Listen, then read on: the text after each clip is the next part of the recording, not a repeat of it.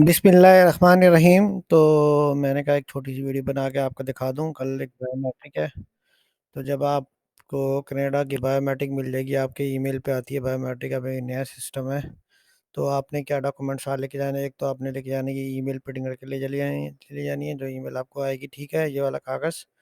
उसके बाद आपने अपना ओरिजिनल पासपोर्ट लेके जाना है, बायोमेट्रिक इंस्ट्रक्शन लेटर लेके जाना है, जो कि आपको जब आपने कनाडा का वीज़ा अप्लाई किया था, तो अप्लाई करने के बाद दूसरे या तीसरे दिन एक बायोमेट्रिक लेटर आता है।